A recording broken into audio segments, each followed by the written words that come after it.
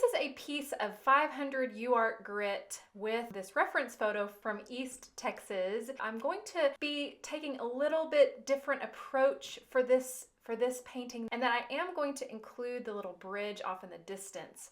And I am really wanting to teach you guys how you can create autumn from pretty much any scene. This photo was from a pretty spring day in April, so there's a ton of spring greens. There's even a tree on the far right that hasn't blossomed out, and I'm gonna just change that a little bit. Right now I'm focusing on sketching in my large shapes. This is with my mechanical pencil. I like to use a mechanical graphite just because it stays nice and sharp. And I'm sketching in the main area of where this little stream is with the distant trees off in the background. And a lot of my shapes, you can see that I'm making angled marks to indicate the direction that the land is going. And I'm also looking at wanting to make sure that this stream goes off in the distance, but doesn't necessarily go off the page. And so one way I'm going to change that a little bit is just make sure that the foliage on the lower left corner is going to kind of block that river from flowing off the page. Now that I have this graphite in, I'm filling in the main large shapes with 2 colors of new pastel. Since I'm creating autumn out of a spring scene, I want this to be a pretty warm piece. Autumn is so warm with all of the golds and oranges, and I thought that this would be a really pretty reference because we're going to paint so much blue in the water. Another thing that you'll notice that I do as this painting goes on is that in this river there's quite a bit of gravel, and I'm going to omit that and paint it mostly as blue water just because I really want that contrast of complementary colors, oranges and blues and golds, just really make a painting sing. And so I am going to omit that gravel. So we're not going to worry about the gravel today. We're going to focus mainly on just creating a beautiful wash effect. This is going to be a pretty vibrant painting. One way that I create vibrant paintings is I love to underpaint with warm colors. This is a very bright orange that is a Rembrandt. And any time your paintings are being lit by the sun, any area in your painting that's being lit by the sun, consider using very warm colors as the underpainting. Those warm colors just automatically kind of speak the language of light. And in more shadow areas, I like to use cooler colors. So that's why you see me using blues, sometimes violets. And in this case, I used a little bit of brown, but that was just to kind of bring in some of those fall colors. I'm washing it in right now with alcohol, very loosely. I'm not going to underpaint on the sky or in the water just yet. I'm focusing mostly on the foliage and the grasses around the banks.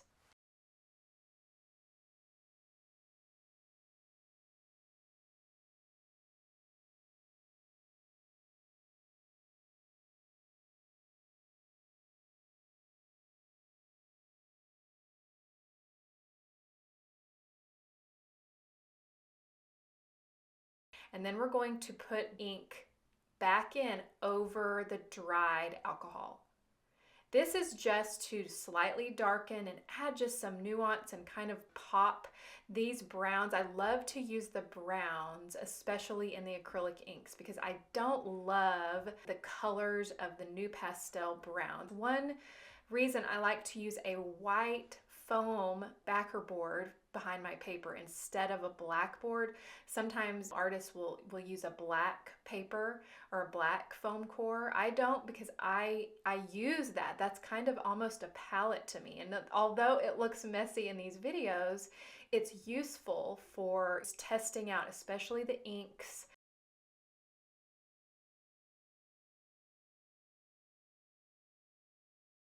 I'm actually still working on the underpainting. I want to darken up that shadow a little bit, work on the banks.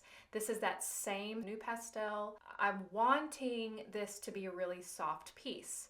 And my goal is to try to preserve my underpainting. I worked hard on it. I like the effects that the brush strokes create. And so if I'm just to use a really heavy hand here with all my pastel, then I lose a lot of that texture that I tried so hard to make.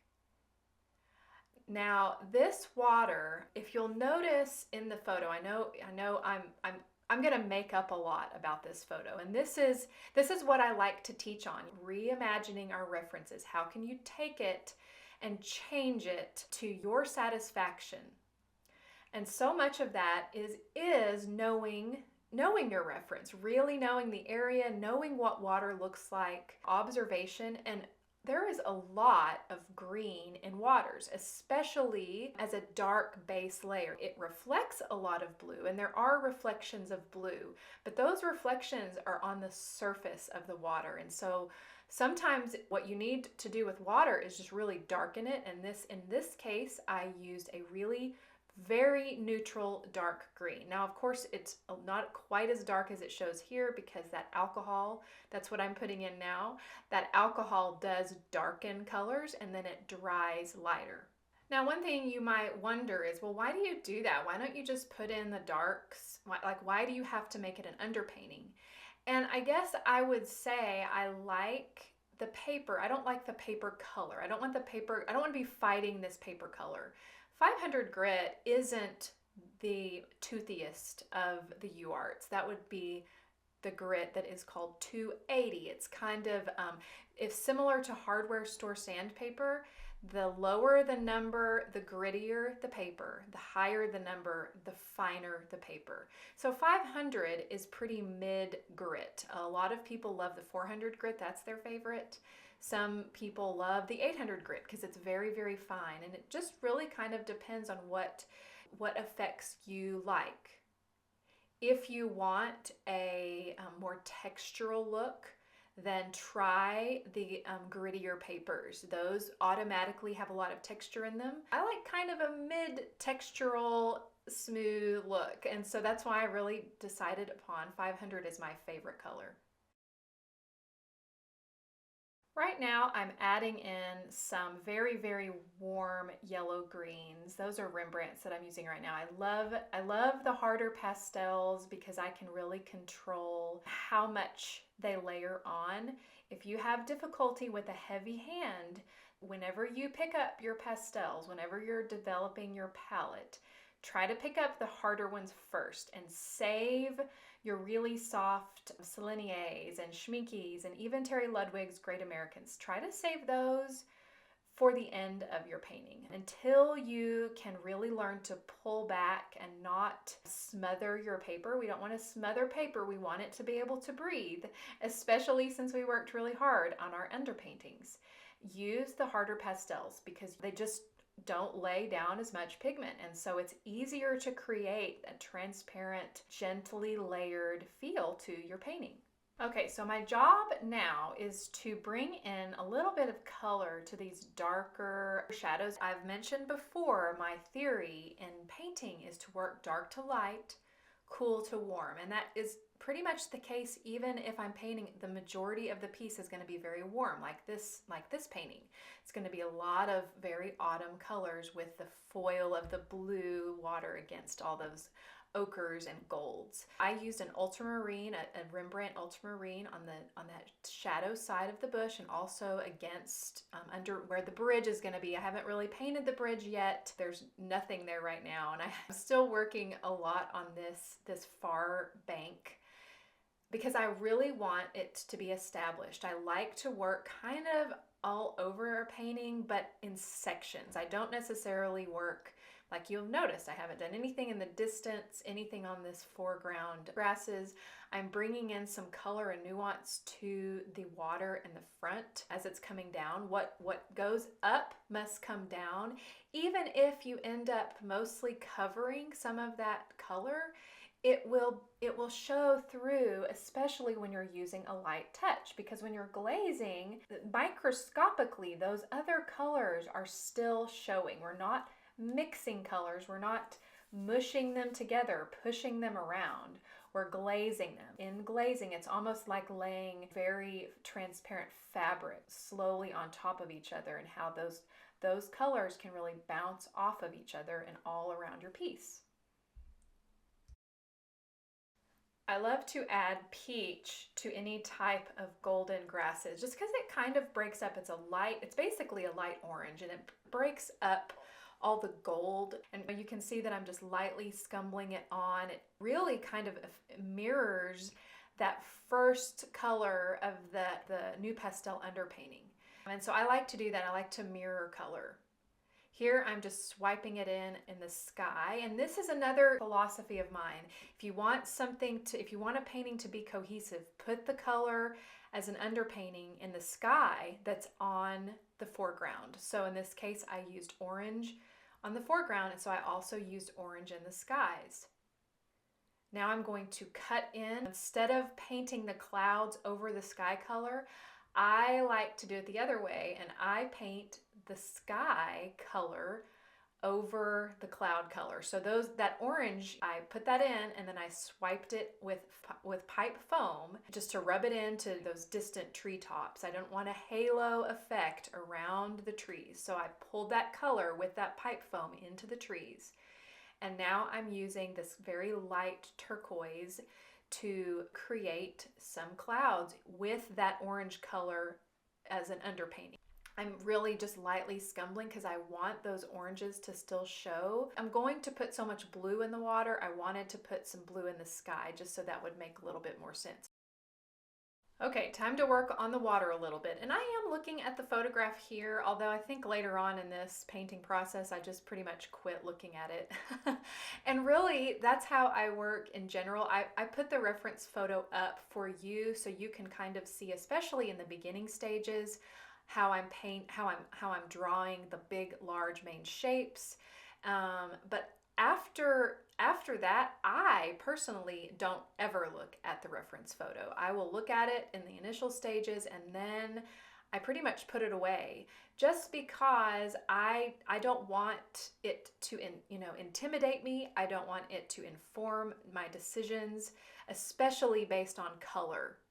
So much of the choices that I make are intuitive, color, and responding to what the underpainting has done. Of course, you can plan the underpainting, but eventually the material, the media, moves around of its own free will. And sometimes that creates little happy accidents where you can change the shape of something. The painting wants to be something.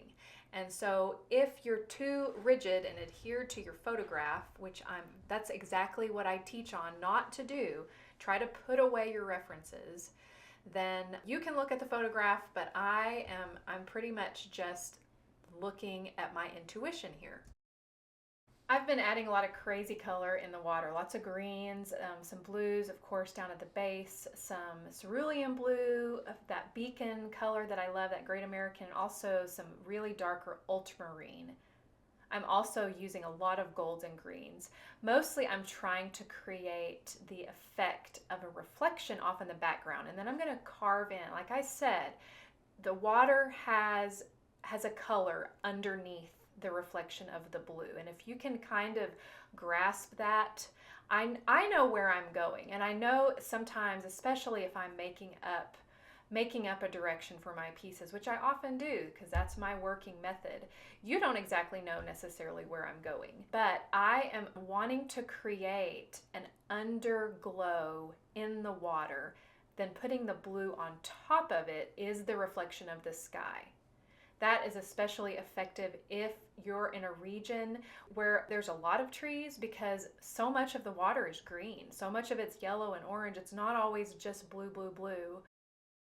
So if you think about creating that undercolor, the darks and the depth of the water, and then put the blue on top, then your water has a little bit more nuance and depth to it. Now I'm just starting to kind of play with maybe some flowers. Of course, in the photograph, there's a huge amount of flowers. I don't want to make my flowers that bold or that light. It's a little too light, and I think it would pull the viewer out if I was really just to cover that whole area in these blossoms. So I want to be a little reserved here, hold back a little bit. This is a pretty neutral yellow that I'm using. I'm also really trying to make sure that your blossoms are not in a row, like don't put your ducks in a row. Make sure they're varied, make the sizes varied. Clump some of them together while you leave others more open. I also didn't put any down in that very, very left corner yet, and most of those flower heads are really leaning inwards towards the middle, and that helps you with that focal point. It points towards the center of the piece, it points towards the water, and so we're going to hold our viewer in that view. Okay, let's start on this bridge. So you can see I just used a ruler, and this is a dark gray pencil. I put that initial up with a darker brown, and then I'm also using the ruler to create the supports for the bridge. I want that to be really straight. Using a ruler is a very handy tool, especially of course for this video. People are, say, no, you have to just draw it, eyeball it, but I like my lines to be pretty straight. That immediately creates a human quality and effect in this piece, making sure that those posts have something to land on. I'm also putting in just some very tiny little bridge marks on that overpass. I also like how on the very, very far left that the bridge really kind of blends in more with the trees. And because I don't want that to be too harsh of a line, it kind of blends in with the base of those trees. It can contain even that really strong horizontal line going out.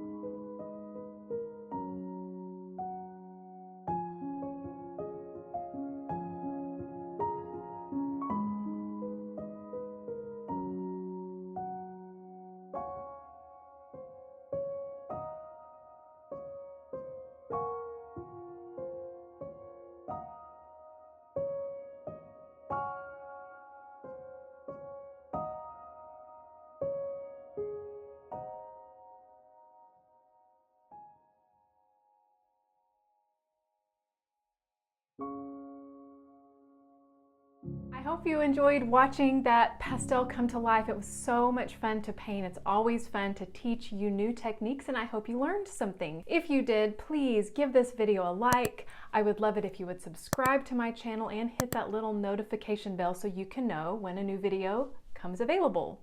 If you'd also like to help support this content coming out, every little bit helps. I would love it if you would consider visiting my Patreon page. The link is right here. Thank you so much for considering it. Thank you for spending your time with me today, and I will see you around.